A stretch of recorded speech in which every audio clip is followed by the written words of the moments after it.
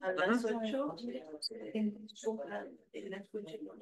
Ok, bueno, vamos a revisar rápidamente las guías de 2024 del Colegio Americano de Gastroenterología sobre el manejo de la pancreatitis aguda. Una pequeña introducción, solo para recordar. En cuanto a la pancreatitis aguda, pues tal cual, pancreatitis, inflamación del páncreas. Sin embargo, pues es de las enfermedades más comunes que conducirá a la hospitalización, al menos en el área de gastroenterología. Esta enfermedad, lo que vamos a estar revisando toda la presentación, es heterogénea, progresa de una forma diferente dependiendo del paciente y también es impredecible. De hecho, esta guía hace mucho énfasis en que es momento de dejar de enfocarnos tanto en sacar scores, en sacar escalas predictoras tanto de desenlaces como de mortalidad, ya que es un grupo muy heterogéneo esta enfermedad. Entonces, incluso nos menciona que muchos médicos pierden tiempo valioso tratando de saber o predecir si esa enfermedad va a complicarse en vez de dar un tratamiento oportuno.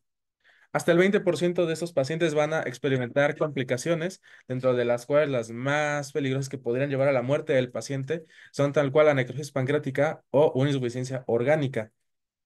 Y lo más importante, el manejo temprano será esencial para identificar y tratar a los pacientes con pancreatitis aguda y también para prevenir las complicaciones. Durante toda la presentación vamos a tener del lado izquierdo la recomendación tal cual de la guía y del otro lado pues un resumen de esta recomendación. Entonces, para el diagnóstico, inmediatamente la guía nos dice que no se debe realizar una tomografía de rutina en forma temprana o al momento del ingreso para determinar la gravedad de la pancreatitis aguda, pues los cambios se van a notar hasta 48 a 72 horas después de iniciado el cuadro. Así que esto de tomar una tomografía al inicio, pues bueno, de por sí es muy raro que un imagenólogo te lo acepte, pero por si te lo llega a aceptar, realmente la guía nos refiere que no iba a tener ningún impacto en cuanto a la calidad de vida o el desarrollo de la enfermedad del paciente. Con o sin TAC iba a progresar hacia el mismo sitio. Entonces, solamente se recomienda para pacientes en quienes el diagnóstico no está claro o que no mejoran clínicamente a las 48 o 72 horas. Y justamente esto es solo para saber si hay alguna complicación. Recordarlo de toda la vida, para el diagnóstico de la pancreatitis aguda se requieren dos de tres de los siguientes para el diagnóstico. Un dolor abdominal que sea compatible con la enfermedad, una amilasa sérica o una lipasa sérica mayor de 3 veces el límite superior de la normalidad o hallazgos característicos en las imágenes abdominales. Con esto quiere decir que incluso sin una imagen, con una clínica sugestiva y un dolor sugestivo, podemos realizar el diagnóstico. La guía nos recuerda cómo tiene que ser ese dolor. Generalmente es epigástrico o también puede estar localizado en el cuadrante superior izquierdo. Este dolor es constante y tiene una irradiación a la espalda, o sea, pues o es el dolor transfictivo, o en su defecto también se puede irradiar hacia tórax o a los flancos. Y esto es curioso justamente porque hace poco tuvimos un paciente, Eli, que creyeron que tenía un infarto, lo trombolizaron y era una pancreatitis. Sin embargo, también hay cosas con este dolor que nos podrían orientar hacia que no estamos ante un cuadro de pancreatitis. Es decir, un dolor tipo sordo, que sea tipo cólico o que esté localizado en la región abdominal pero inferior. Adelante, doctor. Buenos días. Nos tienen que hacer sospechar que probablemente no estamos ante un cuadro de pancreatitis aguda y por lo tanto deberíamos buscar otra etiología de ese dolor. Si continuamos con el diagnóstico, entonces el primer estudio de imagen que la guía sí nos recomienda es utilizar el ultrasonido abdominal para descartar una pancreatitis biliar, ya que esa es la principal causa de pancreatitis, al menos en la población en general. Y ahora sí, nos dice la segunda recomendación. En pacientes que tienen una pancreatitis aguda que es idiopática, o sea que en un abordaje inicial no encontramos cuál fue la causa. Ahora sí se recomienda continuar la evaluación, pero nos recomienda repetir el ultrasonido a la semana. Se puede considerar resonancia magnética o ultrasonido endoscópico. Y es importante destacar que aquí no nos hablan todavía de CEPRE. Nos dice que estas tres pruebas, o sea, repetir el ultrasonido, la resonancia o el ultrasonido endoscópico, son la prueba que realmente deberíamos considerar. Y como dice aquí, en un paciente que no mejora en las 48, 72 horas desde que ingresa a hospitalización y se da el tratamiento oportuno que ahorita revisamos, es decir, aquel que tenga dolor persistente, que tenga fiebre, náusea y que todavía presente incapacidad para alimentarse, se recomienda ahora sí la TAC o la resonancia para evaluar complicaciones locales como es la necrosis pancreática. Y bueno, por si algún día tenían duda de que, como casi no tenemos aquí pacientes con pancreatitis, pero en las imágenes de tomografía, pues podríamos observar algo así, ¿no? Ese es el páncreas, se ve un poquito inflamado, deshilachado y una colección peripancreática. Justo al lado. Y quiero comentar, bueno, que es importante porque esta imagen es muy buena, pero para localizar el páncreas, siempre busquen la vena esplénica. Y encima de la vena esplénica, donde está el contraste, ven, Venga, ¿no? la vena esplénica es Perdón, me parece, perdón. ajá, esa de allí, la rayita blanca, voy a decir, esa es la vena esplénica. Y el páncreas es lo que está por arriba de la vena esplénica. Porque luego les dicen, no, sí, los radiólogos, no, y aquí el páncreas, y no sé qué, y uno dice, ay, sí, pero ¿dónde está el páncreas? ¿No? Entonces, es muy importante esa imagen para que ustedes sepan. Igual en el ultrasonido, traten de buscar la vena esplénica y sobre la vena esplénica está el páncreas. Ahí se ve muy bonito. Sí, ahí se ve muy bien. Entonces, si nosotros continuamos con el diagnóstico, en ausencia de litiasis de origen biliar o que se descarte el uso de alcoholismo crónico, ahora sí también debemos obtener triglicéridos como tercera causa en cuanto a las posibilidades etiológicas de la pancreatitis. Como vemos aquí, hasta el 60% serán secundarios alitos, 30% secundario alcohol, 5% hipertrigliceridemia y el resto pues ya puede ser tanto por alteraciones metabólicas como puede ser hipercalcemia, pueden ser por infecciones como citomegalovirus, virus Coxsackie, también parásitos o por el uso de medicamentos, donde los que más destaca la guía es la 6-mercaptopurina, acetropina y también el uso de antirretrovirales. También nos menciona que en pacientes mayores de 40 años, en los cuales ya se descartó una litiasis biliar y uso de alcohol, se debe considerar una tumoración pancreática. No necesariamente que sea un tumor de la cabeza del páncreas, pero que sí consideremos que también puede ser la causa. Y ante un segundo episodio de pancreatitis aguda que sea idiopática, ya se recomienda colecistectomía. De hecho, más adelante la guía nos dice que si tenemos un episodio de pancreatitis biliar, se recomienda ya incluso la colecistectomía en la misma hospitalización del paciente. Pero bueno, eso lo vemos un poquito más adelante. ¿El alcohol cuánto tiempo? 50 gramos al día, mencionaba la guía, al menos 5 años. Entonces es mucho menos cantidad que el alcohol para el hígado, porque el alcohol para el hígado son 100 gramos por 10 años. En mujeres menos, pero es interesante eso. Ujú. Y como dice aquí, se puede repetir el ultrasonido abdominal una semana después. Y considera el alcohol como causa si se consume más de 50 gramos al día, 5 años. Aunque de hecho menciona la guía que generalmente los pacientes que tienen ese tipo de pancreatitis por alcohol consumen mucho más. Eso es como el punto de corte en los que encontraron. En cuanto al abordaje inicial, recordar, hasta un tercio de los pacientes van a desarrollar una enfermedad moderadamente severa o severa. ¿Y qué es lo primero que nos recomienda la guía? Lo primero, evaluar su estado hemodinámico y también valorar el riesgo de que progrese. Hay que identificar inmediatamente si este paciente ya tiene daño a algún órgano o si ya tiene datos de síndrome de respuesta inflamatoria sistémica. Y de hecho la guía nos menciona que sí debemos considerar nada más los criterios del CIRS, o sea, taquicardia, taquipnea, hipertermia o hipotermia, que tenga fiebre o que tenga leucocitosis. No nos habla de SOFA, no nos habla de Quick SOFA, Apache ni nada. Con el puro SIRS está haciendo esta evaluación. Y después nos menciona aquí la guía, ni las escalas ni los estudios de imagen son útiles para determinar si un paciente va a desarrollar una pancreatitis aguda severa. El paciente llega con pancreatitis y hasta las 48 o 72 horas realmente podremos definir si nuestro paciente sí tiene o no alguna pancreatitis severa. Entonces, ¿cómo vamos a definir si una pancreatitis es severa? Pues si presenta una insuficiencia orgánica persistente, es decir, que dura más de 48 horas, o de plano la guía dice que se murió, lo cual pues como que ya no tiene mucha utilidad, pero así lo menciona la guía. ¿Cuáles van a ser estos datos de insuficiencia orgánica? Que esté chocado, o sea, con una tensión arterial de menos de 90 o menos de 40 de la basal, que tenga insuficiencia pulmonar, o sea, con una presión arterial de oxígeno de menos de 60, que tenga insuficiencia renal, nos menciona aquí un valor de corte de creatinina de más de 2, no nos menciona una elevación respecto a la previa, solamente que un creatinina de más de 2, que tenga hemorragia gastrointestinal, es decir, que identifiquemos un sangrado de más de 500 mililitros en 24 horas, o con un Marshall de 2 o más, que pues prácticamente son dos de las que están acá. Una moderadamente severa es una insuficiencia orgánica, pero que dura menos de 48 horas. Y también, pues aquí se pueden presentar el desarrollo de complicaciones locales, o sea, la acumulación de líquido pancreático o peripancreático, acumulaciones necróticas, pseudoquistes o necrosis pancreática amurallada. También nos habla más de definiciones, cómo definimos una necrosis pancreática y una pancreatitis intersticial, para pues saber un poquito más en cuanto a cómo lo vamos a reportar, por lo menos. Una necrosis pancreática se refiere a áreas difusas o focales de parénquima pancreático que no son viables, de tamaño de 3 centímetros o más, o en su defecto, mayor al 30% del páncreas. Y una pancreatitis intersticial únicamente nos menciona así, o sea, de una manera muy tajante, solo es un páncreas que está edematoso, sin más, sin colecciones, sin necrosis, ni nada parecido. También la guía nos repite esto pues prácticamente en cada página.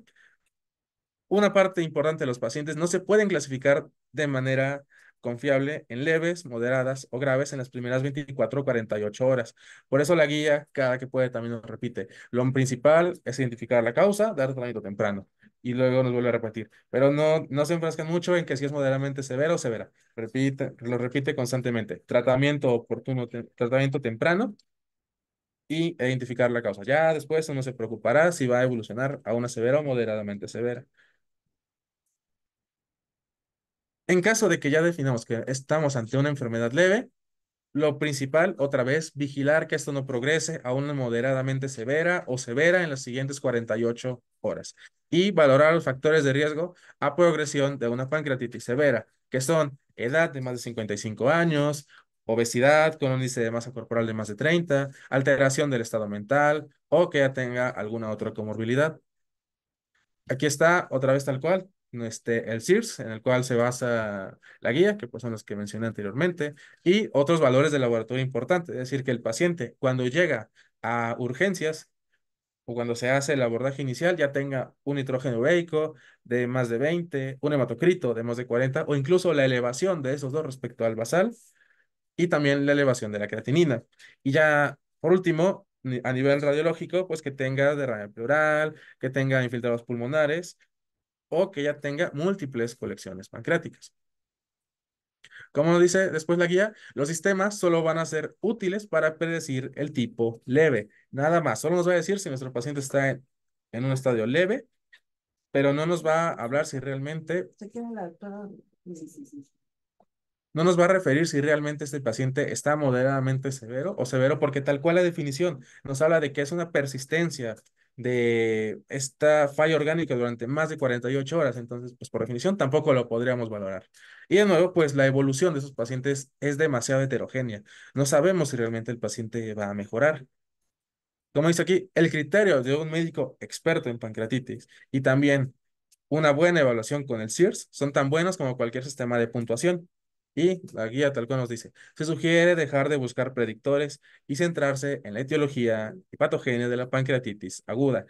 Ya no hay que enfocarnos tanto en dejar a un paciente clasificado. Digamos que antes lo que queríamos saber era el pronóstico y ahora es la etiología, porque dependiendo de la etiología, pues Es el tratamiento. tratamientos tempranos. Ujú. Y ya mejora el pronóstico, pero nosotros antes era que era el pronóstico y el rancio y el apache y todo eso, y nos la pasábamos tratando de buscar eso y no resolvíamos la pancreatitis. Entonces ahora es mejor buscar la etiología y resuélvela si puedes, lo más pronto posible. Es correcto. Igual nos dice, tal cual, esto sí fue traducción literal de la guía, los médicos deben reconocer la incapacidad de predecir el desarrollo de una enfermedad grave en pacientes que presentan pancreatitis aguda. O sea, muchas veces sí, muchas guías nos enfrascan mucho en eso, de un pronóstico para poder decirle al paciente cómo le va a ir y decir cómo actuar. Pero en cuanto a pancreatitis, no es posible. La guía se la pasa citando muchos estudios, muchos metaanálisis, muchos cortes donde todos los estudios fracasan. Así que, nuevamente, como nos dice la doctora Padrón, pues tratar la causa y ya después vemos cómo le va. Los sistemas de puntuación, también nos dice, son complicados, requieren 48 horas por lo menos de vigilancia y cuando predicen la gravedad, es porque ya tienes un paciente que clínicamente también ya está más deteriorado. O sea, pues si nosotros vemos un paciente en el que está elevando el hematocrito y está elevando el nitrógeno ureico, pues es porque obviamente está deshidratado y eso ya es clínicamente visible. Ya no necesitamos ningún estudio de imagen, no necesitamos más que nuestra clínica para saber que el paciente empeoró. Y también pues hemodinámicamente se va a reflejar. El paciente sigue hipotenso, el paciente requiere incluso apoyo vasopresor, el paciente ya está séptico. No necesitamos como ningún estudio que nos confirme lo que nuestros ojos ya están viendo. Y sobre todo, este empeoramiento se ve ahora sí a las 48 horas con los famosos Ransom y Apache. Pero no, pues ya perdimos 2 horas, digo 2 días en cuanto a la evolución clínica del paciente. Puede que ya sea demasiado tarde para ese momento. ¿Qué nos dice o en qué sí todavía nos puede apoyar la guía? Un aumento del hematocrito y el nitrógeno ureico a las 24 horas con un tratamiento adecuado, este sí es una prueba confiable para predecir mortalidad y falla orgánica múltiple en pacientes con pancreatitis aguda. O sea, si a pesar de una hidratación correcta sigue aumentando el nitrógeno ureico y sigue aumentando el hematocrito, pues quiere decir que el líquido se sigue fugando, el paciente sigue con bajo volumen y por lo tanto pues la isquemia secundaria pues es la que va a prolongar la enfermedad. En cuanto al tratamiento, ahora sí, tal cual, depende de la hidratación intravenosa. No hay más. Se sugiere resucitación hídrica moderadamente agresiva. ¿Por qué? Porque anteriormente las que nos decían, pues tienes que ponerle 3 mililitros kilo hora. Y nos pasó justamente recordar al paciente Eli, pues le tocaban 210 mililitros hora, que el paciente estaba hipotenso, sí, estaba pálido, no comía, vomitado. A lo mejor al inicio sí era bueno darle 3 mililitros hora, pero si lo dejamos 24 horas con esa infusión, se podía encharcar. Afortunadamente no se encharcó, pero sí era un problema que tuvimos, al menos cuando Diana y yo lo recibimos en admisión continua. Quizá era demasiado líquido y en cualquier momento se nos podía encharcar. Entonces, nos dice ahora la guía que a menos que encontremos un paciente francamente, bueno, con una depresión hídrica importante, comencemos con 1,5 y estemos valorando constantemente. Y si con esta infusión no es suficiente, se pueden dar ahora sí bolos de 10 a 20 mililitros por kilo para compensar este déficit en cuanto a su agua. Algo interesante de la guía ya es de las primeras que nos sugieren utilizar soluciones balanceadas, pero es, y hace énfasis en el Ringer lactato, que pues es la que utilizan los americanos para todo. Nosotros pues tenemos Harman como un análogo del Ringer lactato, pero esta guía ya es de las que nos hacen mucho énfasis en eso, en que ya no hay que utilizar solución salina para estos pacientes, ya que estos volúmenes tan importantes que nos dicen generalmente serán de 3 a 4 litros en las primeras 24 horas, pues si nosotros utilizamos una solución salina, vamos a causar una acidosis metabólica hiperclorémica. Y pues eso nos va a provocar la lesión renal y pues contribuiremos a la falla orgánica. Como dice aquí, tratar a un paciente con enfermedad leve en las primeras etapas de la enfermedad con hidratación temprana agresiva o moderadamente agresiva es beneficioso. También la guía también como que nos da la libertad de que si nosotros vemos un paciente realmente hipotenso, realmente que tengamos demasiada fuga de líquido, sí le podemos iniciar también a 3 mililitros, pero siempre estar valorando, todo el tiempo revalorar, no solamente indicarlo y al otro día ver cómo le fue. Cada 6 horas por lo menos estar viendo a nuestro paciente, lo cual pues en un hospital de segundo nivel sí es una carga importante de trabajo, más en un servicio de urgencias donde pues al mismo tiempo suceden muchas cosas. ¿Qué nos dice también la guía? Además de las pérdidas al tercer espacio, los pacientes con pancreatitis aguda tienen hipovolemia por vómito, por disminución de la ingesta de los alimentos, por aumento de las pérdidas respiratorias, por el CIRS, la taquipnea y también por diaforesis. De hecho, este esquema es tal cual también de la guía, donde tenemos un evento agudo de pancreatitis y tenemos nuestro páncreas edematoso, ¿no? Secundario, a lo mejor por una litis filiar. ¿Qué es lo importante? Hay extravasación del líquido. ¿A qué nos va a llevar a esto? A que este líquido o esta inflamación tan importante también altere la permeabilidad de los capilares en todo el cuerpo. Entonces, va a propiciar la pérdida de líquido intravascular, va a disminuir el volumen intravascular y por lo tanto, pues aquí nos dice tal cual, va a disminuir el flujo sanguíneo hacia los riñones y estas dos, pues, son las que nos están elevando tanto el hematocrito como el nitrógeno ureico. Y finalmente va a disminuir el propio flujo sanguíneo hacia el páncreas. Por lo tanto, entra en un ciclo vicioso en el que tenemos este estado de inflamación persistente. Eso es lo que nos va a llevar finalmente a la isquemia del páncreas, consecuencia de que disminuyó la perfusión. ¿Cómo revertir esto? Pues sencillo, indicando únicamente solución cristaloide. No necesitamos más. El tratamiento de la pancreatitis, al menos en agudo, es realmente sencillo. El problema es identificar la pancreatitis, valorar constantemente a nuestro paciente y saber que le tenemos que poner solución de una forma agresiva, al menos en un paciente que no tenga alguna otra comorbilidad. Por supuesto, si nuestro paciente ya tiene enfermedad renal crónica, si nuestro paciente ya tiene insuficiencia cardíaca, pues sí, es un manejo mucho más complicado en el que tenemos que estar valorando constantemente a nuestro paciente para definir si no está ya sobrecargado por esta reanimación. ¿Qué más nos dice justamente sobre el Ringer lactato? En la inflamación sistémica nos va a proporcionar calcio y este parece que tiene un efecto beneficioso también justamente en la pancreatitis aguda, ya que se une iónicamente con los ácidos grasos no esterificados que están asociados también a a la progresión de una enfermedad grave en cuanto a la pancreatitis aguda. Y después nos dice aquí tal cual, una solución salina fisiológica es más ácida, tiene un pH de 5.5, lo que nos va a llevar a esa acidosis metabólica hiperclorímica, que pues es, que bueno, que no tiene anion gap, ¿no? O es de anion gap normal. Pero bueno, también, parte importante, ya nos recomiendan, por lo menos en esta guía, que para pancreatitis aguda se recomienda Ringer lactato o por lo menos para nosotros solución Harman ni glucosada, ni salina. Mm. ¿Cuáles son las precauciones que nos recomienda la guía justamente por esta hidratación tan importante?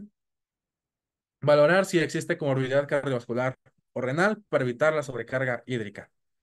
Otra cosa, esta reanimación tan agresiva es más importante en las primeras 24 horas. ¿Por qué? Pues porque es la única que nos va a evitar la progresión hacia una enfermedad moderadamente severa o severa. Si ya estamos ante una enfermedad severa, una hidratación tan importante realmente ya no nos va a beneficiar en el paciente porque lo podemos encharcar y ya no vamos a tener ese beneficio de justamente evitar que llegue a ese estado. Si progresa a severa, más bien se tratan las comorbilidades en ese momento. Ya la hidratación ahora sí pasa a un segundo término y reevaluar el volumen de líquidos cada 6 horas, las primeras 24 o 48 horas. Lo mismo, no es como que ingrese paciente con pancreatitis a piso, indicamos la solución y al otro día vemos cómo le fue. Es una evaluación constante. Esta guía también nos habla del uso de la presión venosa central, y también del uso del ultrasonido para valorar constantemente el volumen de nuestro paciente, pero por pura clínica también nos da la oportunidad de saber si ya nuestro paciente, pues que antes no tenía estertores, tras 12 horas de reanimación a 3 mililitros kilo hora, ya empieza con datos de derrame pleural o de congestión, pues obviamente lo paramos. Con pura clínica se puede realizar también. El seguimiento de la hidratación intravenosa agresiva temprana también va a depender entonces de la frecuencia cardíaca, la presión arterial y la producción de orina, las ventanas de perfusión de toda la vida. También una disminución del hematocrito y del nitrógeno ureico se van a asociar justamente a disminución de la mortalidad, pues porque ya estamos demostrando la reversibilidad del estado inflamatorio de la pancreatitis. Y en pacientes sin hipovolemia, administrar 1.5 mililitros por kilo por hora y estar revalorando constantemente. Si ya tenemos hipovolemia, nos recomienda continuar con esta infusión, pero estarle pasando bolos de 10 mililitros por kilo hasta revertirla. Como les mencionaba al principio de la presentación, la mayoría de los pacientes probablemente requerirán de 3 a 4 litros solamente en las primeras 24 horas. Es decir, la fuga de líquido es realmente importante en esos pacientes. Y la única forma de evitar las complicaciones es solamente volviendo a recuperar todo ese volumen. También se recomienda dar seguimiento para evitar complicaciones como son la sobrecarga de volumen, el edema pulmonar y síndrome compartimental abdominal. Y finalmente, si se desarrolla enfermedad grave después de 24 horas de reanimación efectiva, pues ya una hidratación agresiva puede ser perjudicial y nos recomiendan disminuir la infusión a 1 mililitro kilo hora, 0.5 mililitros kilo hora, o pues ya tal cual. Tratar la comorbilidad en ese momento, ya no enfrascarnos tanto en que tengo que seguirle dando hidratación porque así me decía la guía. Solamente las primeras 24 horas hay que ser agresivo. A las 24 horas, si evolucionó a uno grave, tratar la comorbilidad grave con lo que requiera. En conclusión de esta etapa inicial es Ujú, el manejo agresivo hídrico para evitar la acidosis, ujú. ¿no? Y la lesión renal, que la lesión renal finalmente es lo que te va a llevar a una falla orgánica, Es correcto. ¿no? Y la otra es empezar a identificar bueno, identificar las comorbilidades y las potenciales causas. Y entre más rápido encuentres la causa, Ujú, así es. Mm. ¿Cuándo considerar CEPRE? También nos dice la guía. Se sugiere tratamiento médico sobre una CEPRE temprana, al menos en las primeras 72 horas. O sea, hasta que no llevemos por lo menos 3 días de tratamiento, no deberíamos considerar una CEPRE. Entonces, pues esta guía hace mucho énfasis en que la CEPRE se queda como el final de todo. Ya nos decía, lo primero es un ultrasonido. No te sale el ultrasonido. A la semana puedes repetir tu ultrasonido, puedes repetir tu ultrasonido si a las 48 horas no mejoras, o a las 48 horas no mejoras, le puedes pedir una tomografía o le puedes pedir un ultrasonido endoscópico, pero no una CEPRE. Esa se queda al final. O una resonancia. Ujú. No es que te la Algunos que nos la hagan. Pero bueno, en un mundo ideal. en un mundo ideal, Pero sí. bueno, al menos la tomografía nos podría ayudar en esos pacientes. Pero sabes que la tomografía no es tan buena para identificar los virus, sobre todo en la Ujú. vía biliar externa. Sí. Entonces, una sepsis porque puedes hacer la reconstrucción. Entonces, teóricamente, la resonancia debería de ser. Ujú. Sí, se enfoca sobre todo en identificar alguna colección que pudiera explicar el deterioro del paciente. Y bueno, y la otra cosa es que si tienes compromiso renal, yo no, es difícil que En radio medio de contraste, sí. mientras que la resonancia, pues, no necesita. Fíjese que la guía incluso habla de que la resonancia tiene se debe considerar en pacientes con lesión renal, pero creo que es la primera guía en la que veo que la resonancia, o sea, tiene la limitación no solo del costo, sino de que los pacientes claustrofóbicos no la soportan. ¿Cuántos les han hecho resonancias aquí? ¿Y qué tal? Es horrible estar oyendo el imán, ¿no? A mí también me han hecho varias y entonces estás ahí aburridísimo oyendo el imán. Pero, y bueno, y nosotros no tenemos una pancreatitis. Debe ser horrible tener pancreatitis y estar en una resonancia. Ahora hay protocolos más gordos. Ya no es la media hora o la hora que antes nos aventaba. Sí, 20 minutos de todas maneras. Entonces, en pacientes con pancreatitis complicada, con colangitis, ahora sí, identificada por lo menos clínicamente, una CEPRE temprana se asocia a disminución de la mortalidad. Es como la única indicación que la guía nos da para una CEPRE en las primeras 72 horas, que la pancreatitis se haya complicado con una colangitis. En ausencia de colangitis o ictericia, si un lito se encuentra en el conducto biliar común, el ultrasonido endoscópico o la colangioresonancia se deben utilizar como estudio inicial, que es lo único que nos dice la doctora hace un momento. Y la CEPRE está indicada únicamente en caso de colangitis o colestasis progresiva, que se refiere a hiperbilirrubinemia de más de 3 hasta 5 miligramos sobre decilitro, persistente por 48 horas. Que pues, obviamente, pues quiere decir que esa bilis pues se va a quedar estancada y tarde o temprano se va a infectar. Pero bueno, prácticamente es la única indicación de una C, pero menos de pancreatitis.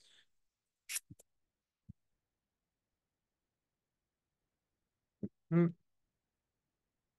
Hablando de la pancreatitis post-CEPRE, esta se presenta hasta en el 1% de los pacientes. Es un procedimiento hasta cierto punto seguro, sin embargo, una pancreatitis por CEPRE sí es una enfermedad con una alta posibilidad de mortalidad. Por eso tan importante de que a pesar de que esta complicación es muy rara, si se presenta, sí puede condicionar la vida de nuestro paciente, siendo que se solicitó como un estudio diagnóstico únicamente, ni siquiera terapéutico en algunos casos. Entonces, se recomienda el uso de indometacina rectal para prevenir justamente esta pancreatitis post-CEPRE en pacientes de alto riesgo. Estás diciendo. O sea, la CEPRE solamente se debe de indicar para que sea ya algo terapéutico, Ujú, ¿no? Y ya posteriormente de que tu paciente está estabilizado y ya, pues ya le encontraste la colangitis, que es lo claro. que vamos a tratar. Lo ideal sería hacer una resonancia porque la resonancia no te va a incrementar la pancreatitis, mientras la CEPRE sí. Bueno, es bajo el riesgo, se considera hasta el 4% la pancreatitis por cerebro, pero ya tienes un paciente que tiene pancreatitis, entonces tampoco le quieres causar más lesión Ujú, con inyectándole el medio de gasto, ¿no? sí. Igual nos menciona que se sugiere colocar un stent ductal en pacientes de alto riesgo, sin embargo, la guía nos dice que esto requiere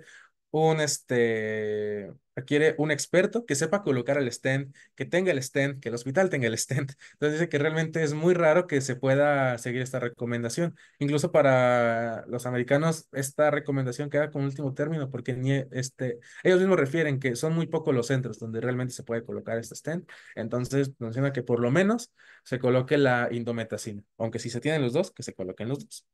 Perdón. Como dice aquí, el riesgo de una pancreatitis posepre es mayor en el paciente que tiene un calibre normal y un calibre normal del conducto biliar y una bilirrubina normal. ¿Por qué? Pues porque justamente el medio de contraste pues va a poder pues como que concentrarse con mayor facilidad y por lo tanto causar mayor lesión a este nivel. ¿Cuáles son las medidas preventivas que nos recomienda la guía? Digo, esto es para Esto ya es más como para llegar esto es al más técnico, ¿no? endoscopista, Es sí, para el exacto. endoscopista. Pero que sí es importante es el supositorio de indometacina, Ujú. porque ese sí te previene, bueno, disminuye la inflamación, ¿no? Y bueno, y dice la hidratación venosa previa que teóricamente ya le dimos, ¿no? Durante las primeras 24 horas. Ahora, eso de canulación con guía es algo muy técnico, más Ujú. bien, ¿no? Que entras, metes la guía, ves para ver cánules de la vía biliar o hacia el páncreas, ¿verdad? Y ya sobre la guía metes el stent. Que bueno, pueden ser plásticos y metálicos, en estos casos son plásticos, porque se van a Ujú. retirar. Pero sí, eso ya es más técnico. Pero siempre pues ustedes tengan una idea de qué es lo que va a pasar, ¿no? O qué está pasando, qué es lo que hicieron los endoscopistas cuando estaba el paciente durante la sepsis. De hecho, justamente aquí nos dice la guía que utilizar una calibración con guía sobre una que es únicamente con contraste, lo que disminuye es el sangrado y la perforación. De hecho, tuvimos una paciente que se le hizo una sepre, hizo una pancreatitis post-sepre, y en la nota del procedimiento nos refiere que justamente durante la inyección del contraste se perfora a bilar, y pues de ahí el choque y la paciente fallece a las 48 horas. Que le hubieran dejado una prótesis para Ujú. recubrir el hoyo que le habían hecho o de plano meter la quirófano, ¿no?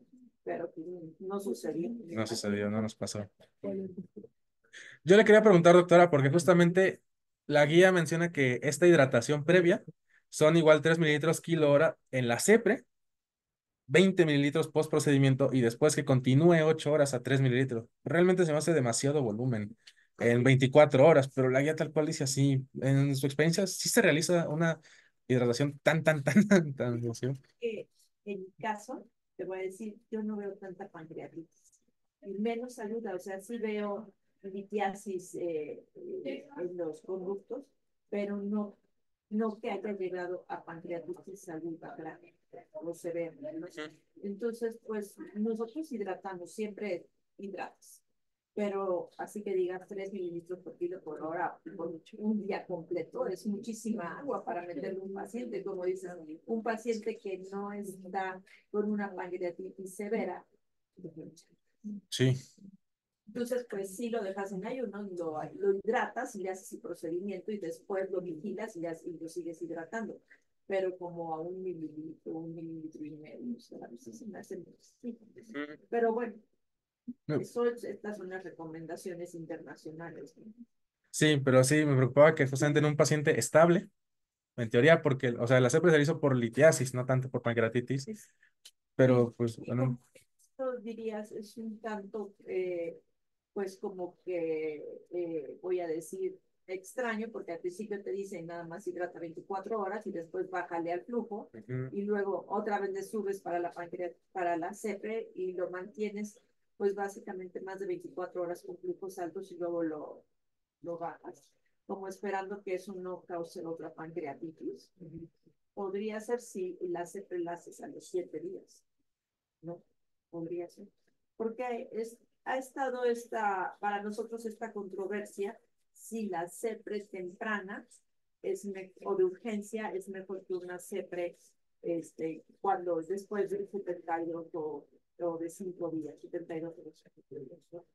Y allí es como, un estudio te dice que sí, otro estudio te dice que no, y así se la pasa.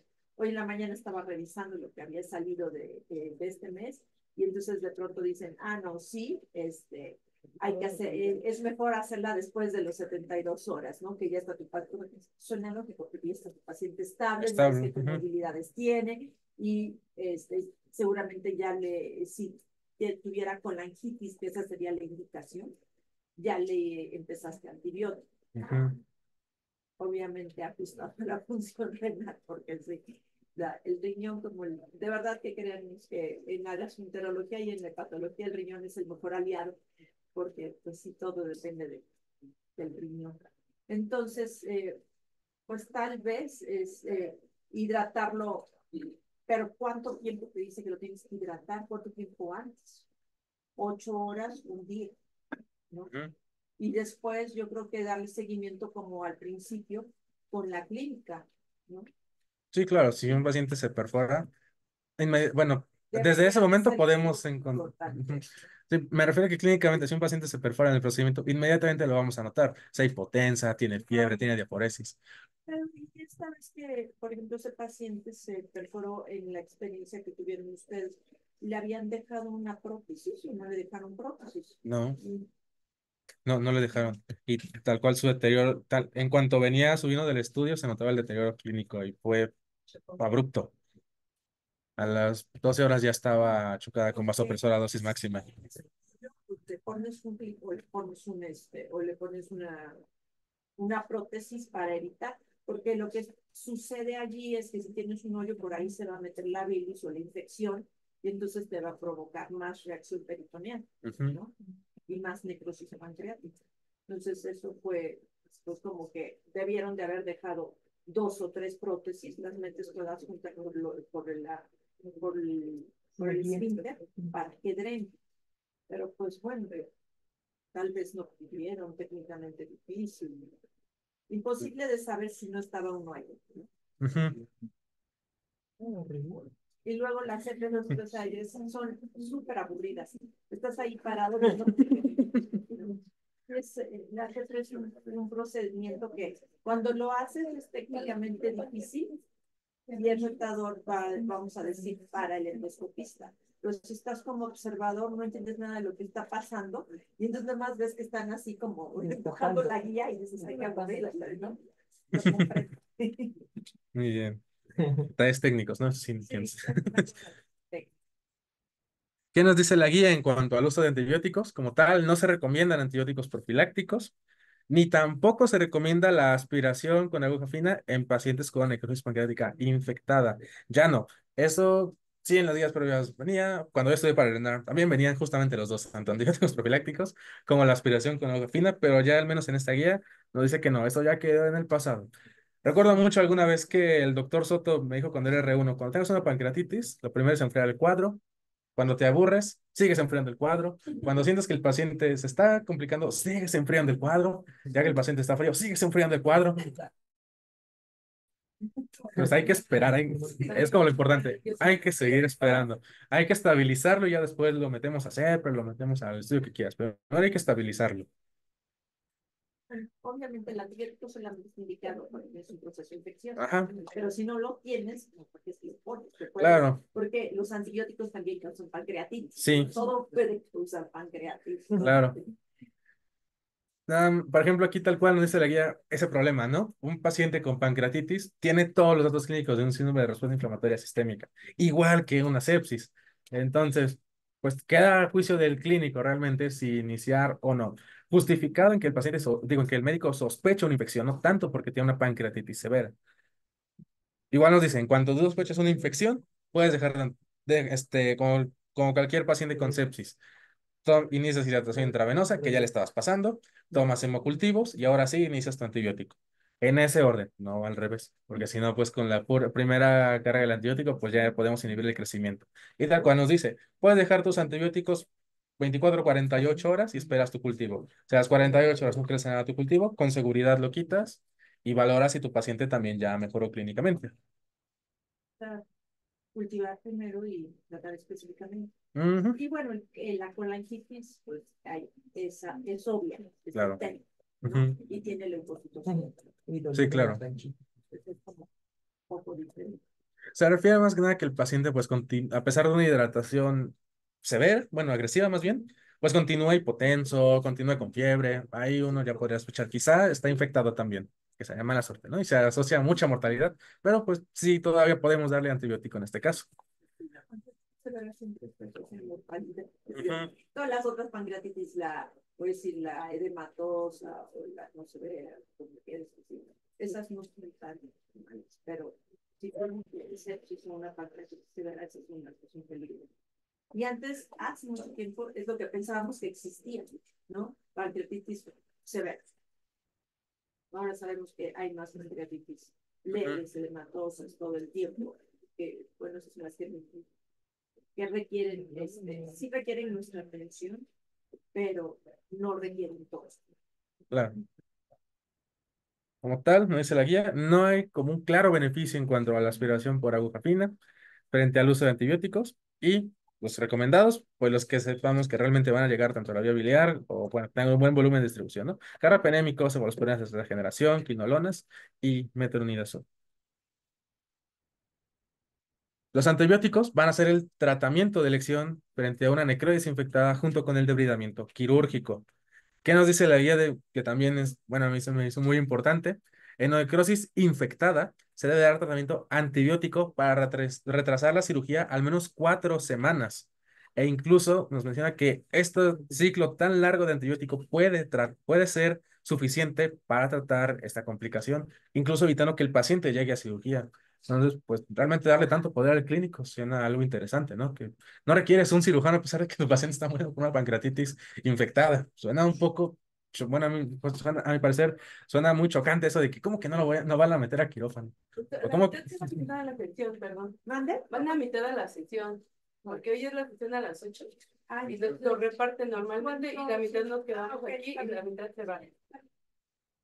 ¿No? Para que no piensen que todos están saliendo. No, sí, ayer la doctora me dijo que tenía la sesión de nuevos. Pero yo pensé, bueno, que tenían que ir todos. No, pero solo algunos. Ya vamos. Igual como tal nos menciona No, no te equivocaste.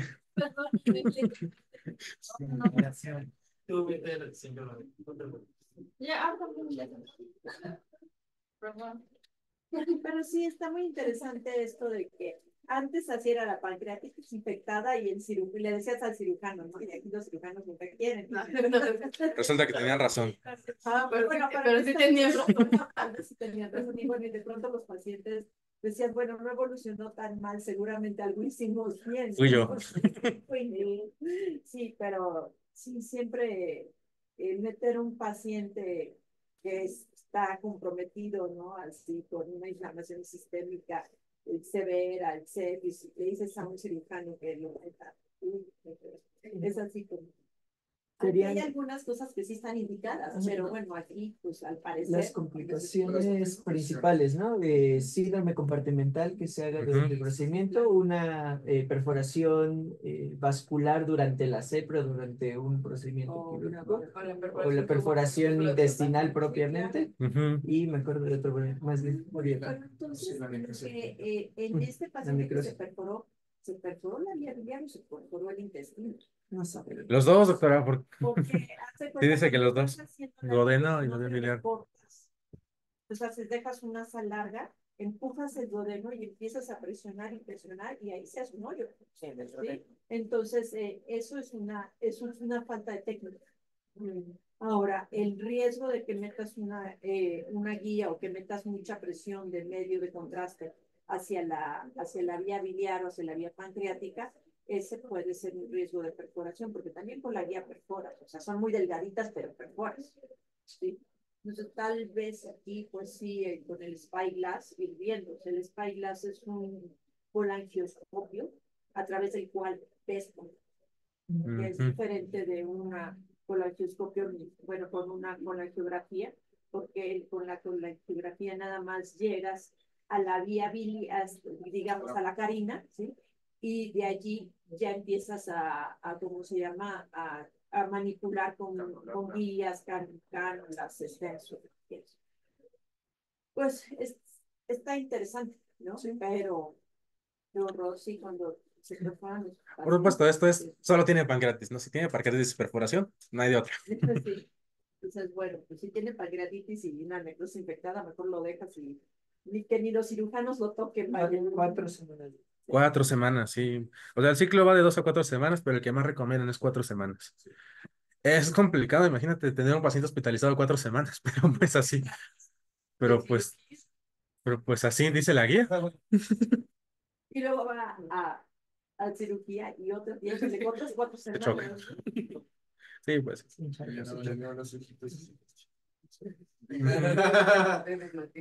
Bueno, dice al menos en un inicio, nos dice no se requiere tratamiento antimúngico, ¿no? Quitar como esa creencia antigua de que 2 antibióticos de amplio espectro se debe agregar antifúngico, ¿no?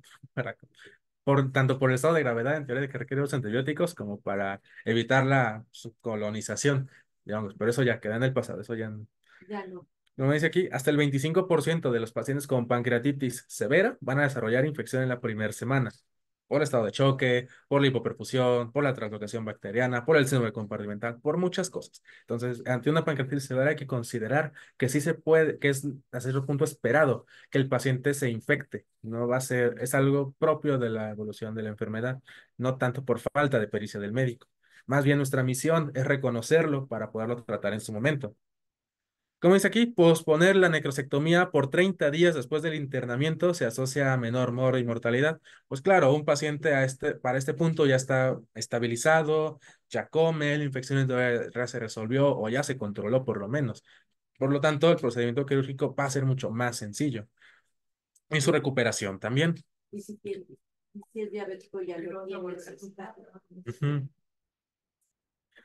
Como dice aquí, durante este lapso de 30 días, si no hay respuesta a los antibióticos, en un corto tiempo, 72 horas, o si se deteriora durante todo el progreso de la enfermedad, pues ahora sí se debe realizar la necrosectomía o el debridamiento. Pero hasta que no iniciemos un adecuado tratamiento antibiótico y no hayamos intentado por lo menos resolver la mayoría de las complicaciones, hasta ese momento no debemos interconsultar al cirujano. Nos toca a nosotros.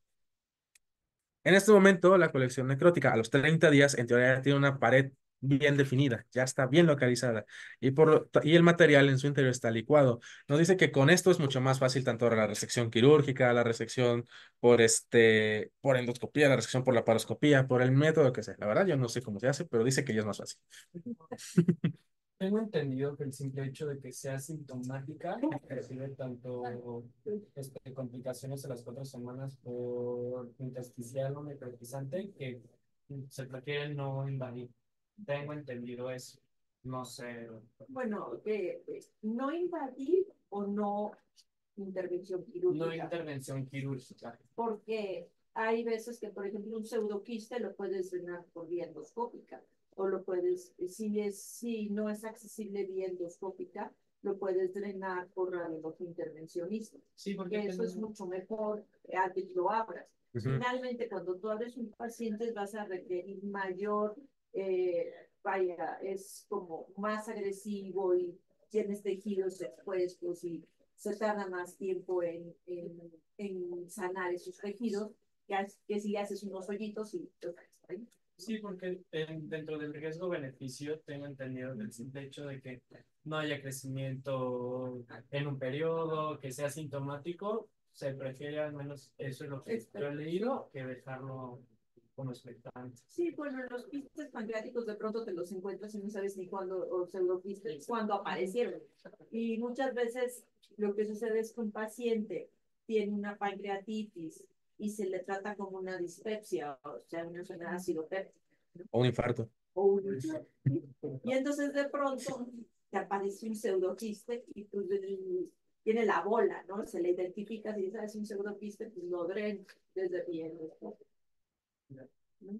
Pero nunca supiste qué fue lo que pasó y cuánto tiempo pasó. Sí, igual la guía sí menciona que de preferencia el tratamiento mínimamente invasivo debe ser la pauta a partir de ahora. Tiene todo el sentido. Menor tiempo de recuperación, menores días de hospitalización. Para todos es beneficioso. En cuanto a la nutrición, que también es una duda que muchas veces a la que nos enfrentamos, en la pancreatitis leve se sugiere alimentación oral temprana a tolerancia. Y nos preguntaríamos, ¿qué es a tolerancia? ¿Le pongo a tolerancia en las indicaciones? Pues claro que no. Dice que la guía tal cual nos dice, considerar alimentar al paciente cuando tenga hambre, tal cual nos dice así. En todo momento hay que preguntar al paciente, señor, ¿tiene náusea? ¿Todavía vomita? ¿Ya tiene hambre? ¿Ya quiere que le demos de comer? Menciona que esto es mejor que cualquier escala, cualquier predictor, cualquier medida de salvamento. Solamente cuando el paciente tenga hambre, pues tiene todo el sentido del mundo. Ya resolvió la inflamación, el paciente ya puede comer, ya tiene incluso la sensación de hambre, pues ya está, la respuesta inflamatoria ya bajó, entonces ya es seguro que realmente le demos de comer. Sí nos da algunas recomendaciones. Y eso que dice allí que el paciente tiene que tener ruidos intestinales y no tener náuseas, vómitos o ileosis.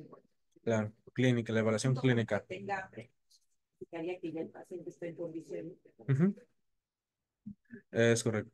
¿Qué nos puede recomendar la guía nada más? Iniciar alimentación oral que sea sólida. También la guía hace mucho énfasis en eso. Antes, la gente, y me pasó a mí en el internado, decía, no, pues inicia la dieta, pero con líquidos claros a tolerancia. Y empezabas a darle agüita, le dabas té, le dabas jugo. A los 2 días ya considerabas darle papilla. A los 5 días ya le empezabas a dar arroz. Y como a la semana de que ya había resuelto la pancreatitis, ahora sí ya come bien. Y nos dice la guía que esto pues no sirve para nada más que para prolongar la hospitalización del paciente y que se infecta de otra cosa. Y aparte se va a desnutrir por el bajo requerimiento, por el bajo aporte calórico que le estás otorgando.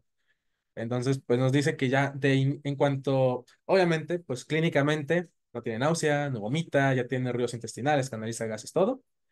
Le des una dieta sólida, una dieta bien adecuada al paciente, nada más que menos del 30% de las calorías sean grasa. Que nos hablaba anteriormente, ¿no? De que también esto del calcio, pues se unía a los triglicéridos, ácidos grasos, pues también evitar una sobrecarga con ácidos grasos que prolongue la pancreatitis.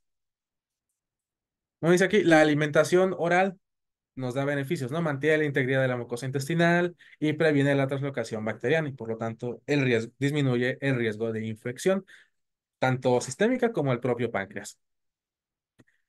Dice aquí, una dieta temprana reducirá el tiempo de hospitalización, el número de complicaciones y el gasto sanitario. Otra vez, es allá los americanos son muy así, ¿no? Disminuir gasto sanitario, porque allá no tienen seguridad pública, servicio público de salud. No sé qué es lo que piensas, pero sí tiene. Bueno, pero uno muy, bueno, sí, el Medicare que instaló Obama, ¿no? Aunque pues es complicado.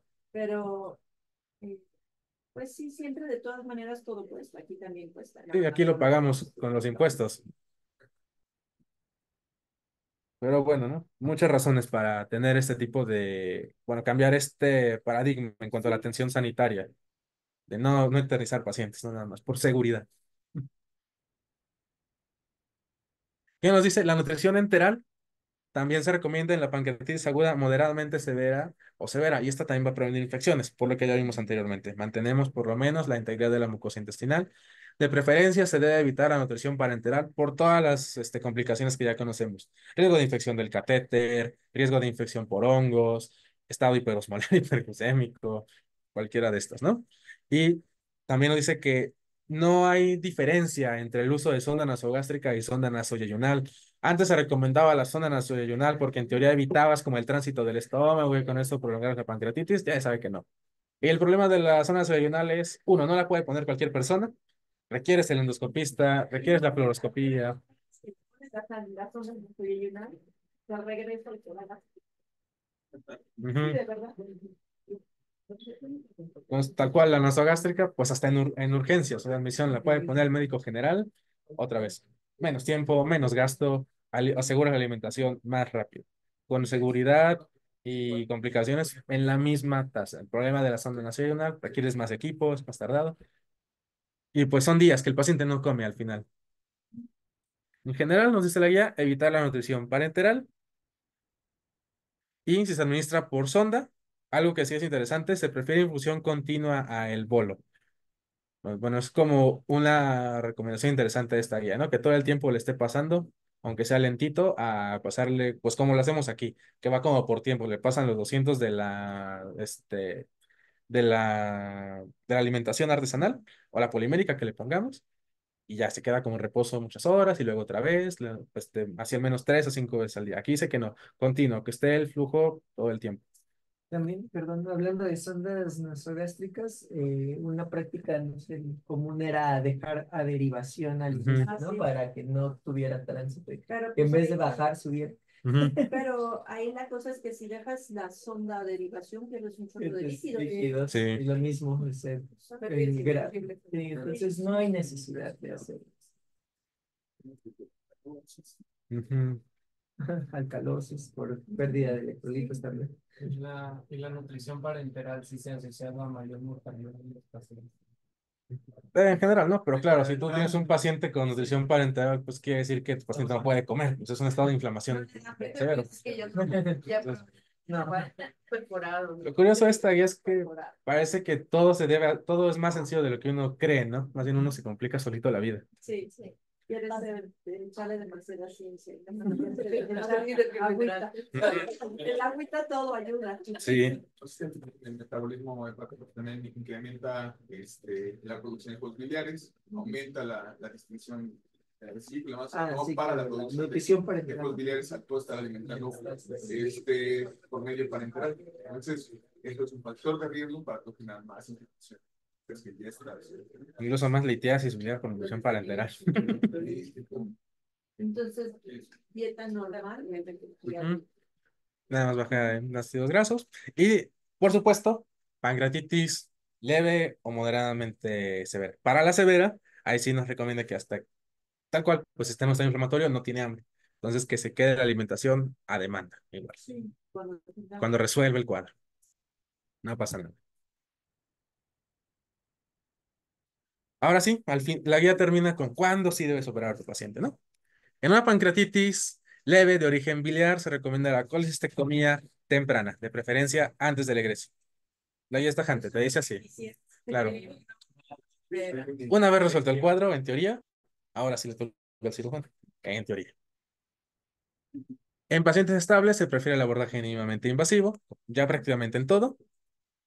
Y nos repite, en necrosis pancreática se prefiere diferir el proceso por 4 semanas si el paciente ya está estable. Como dice aquí, incluso se sospecha de una pancreatitis, perdón, de una necrosis pancreática infectada, que también nos dice la guía. Eso se va a presentar a los 7 días del episodio de pancreatitis. No es como que tienes pancreatitis y ya estás infectado. No, tiene que haber, lo que vimos, isquemia, hipoperfusión, deslocación bacteriana, que la bacteria llegue al páncreas, que crezca en el páncreas y ahora sí, a los 7 días probablemente ya esté realmente infectado tu paciente. Y otra vez, ¿cómo lo podemos identificar? Cuando un paciente estaba estable, vuelve el dolor abdominal, empieza a presentar fiebre otra vez y o tiene datos de respuesta inflamatoria sistémica. Lo primero, evitar aspiración. Sí, si nos ponen grandote. O sea, no lo aspires, no aspires esa colección. Sospechar que esté infectado, dar tratamiento antibiótico y uno que justamente llegue hasta esa zona. Si el paciente está estable, continuar con los antibióticos y observar. Como dice aquí, retrasar la cirugía y programar la debridación a las 4 y hasta 6 semanas. Es mucho tiempo de antibiótico, pero nos dice que esto es lo que realmente le va a salvar la vida a tu paciente. No por operarlo tempranamente le vas a mejorar el pronóstico. Bueno, pues otra vez como que choca, ¿no? Con lo que nos han enseñado toda la vida, pero pues es lo que ha demostrado que realmente le va a salvar su vida al paciente. O vamos a ver si le disminuye el riesgo de De mortalidad. mortalidad. Porque eso de que lo vamos a salvar Bueno, es claro. relativo, porque sabes que muchas veces cuando uno se lo dice al paciente, si le dicen vamos a reducir el riesgo de mortalidad, a que le dices lo vamos a salvar, para el paciente son dos cosas diferentes. Sí, claro. Bueno, para nosotros puede significar lo mismo, pero para ellos no. Ajá. Entonces hay que utilizar voy a decir, este lenguaje, disminuir el riesgo de mortalidad, porque para ellos salvarse es ya la libre. Claro. ¿Sí? Y nosotros nunca podemos garantizar eso. No, en medicina nada está garantizado. Sí. Sí. Luego es otra cosa. Sí, luego en el Posky, ¿no? Se te pegan. Pero estaba perfecto. Entonces ya no lo salvas. Sí. Incluso nos dice, ¿no? En pacientes algunos pacientes se puede incluso considerar no debridar, que hayan respondido adecuadamente y que haya disminuido la colección, se hayan encapsulados, pueden quedar así el resto de su vida. Y en pacientes clínicamente inestables, ahora sí, pues ni modo, ¿ya? Esta infección ya es el foco, o sea, el foco del choque, entonces primero hay que operarla ahí, sí. O bueno, en teoría, ¿no? Y Como dice aquí, en pacientes con pancreatitis leve por cálculos biliares, la colestectomía en el mismo ingreso disminuye las complicaciones.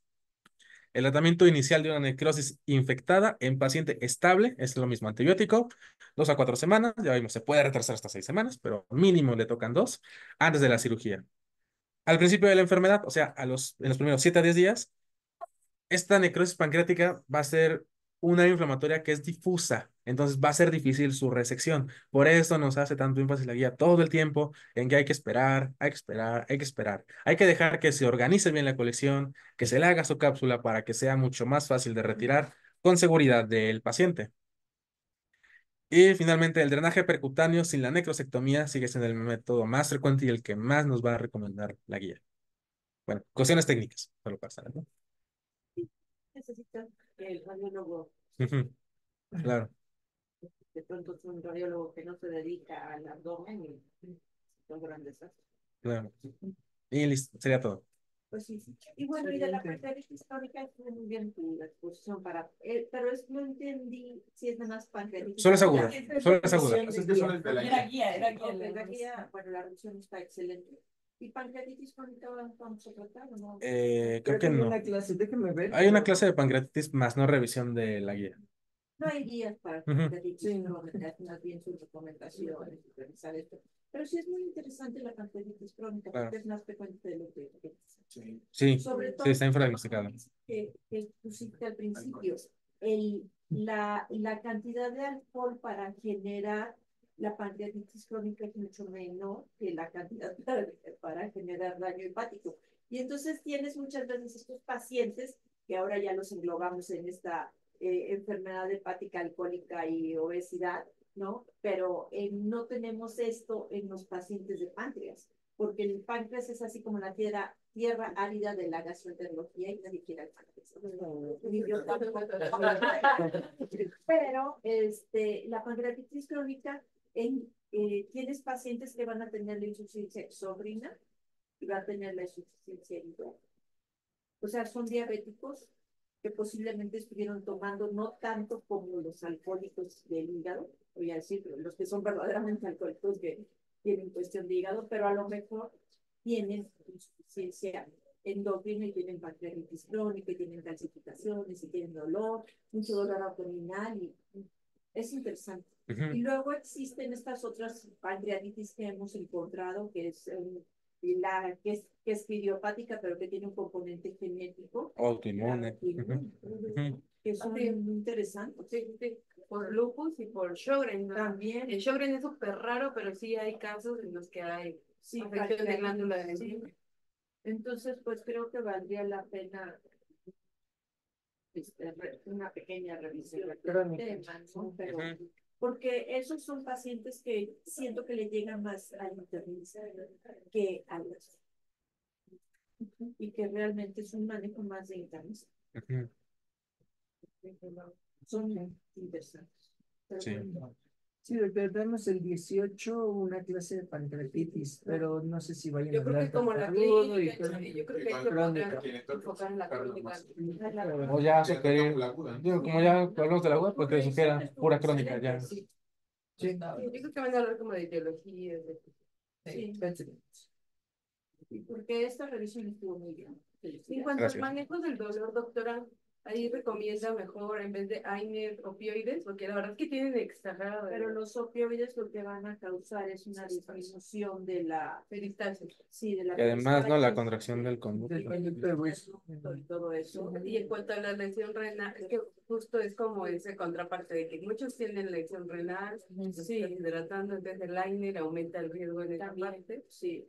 Bueno, en estos pacientes, por ejemplo, en los agudos para el dolor, pues sí, opioides, de todas maneras están en ayunas, Sí. ¿no? Mucho tiempo. Pero para la crónica, allí es como más intervencionismo, ¿no? El manejo del médico del dolor, que les hacen los bloqueos y todo eso. Sí, ¿no?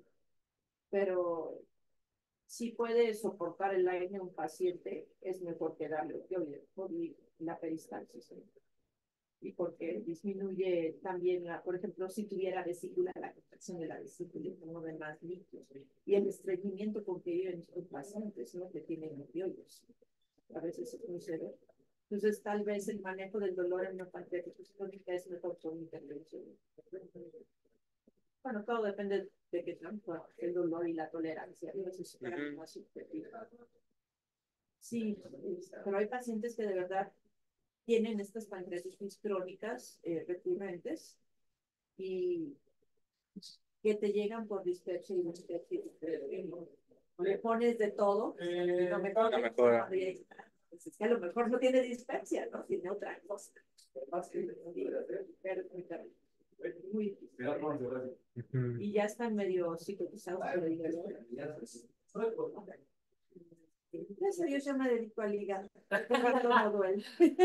Oh, qué Qué qué bendición. Qué bonito es el hígado. Bueno, chicos. Muchas gracias. Gracias, doctora.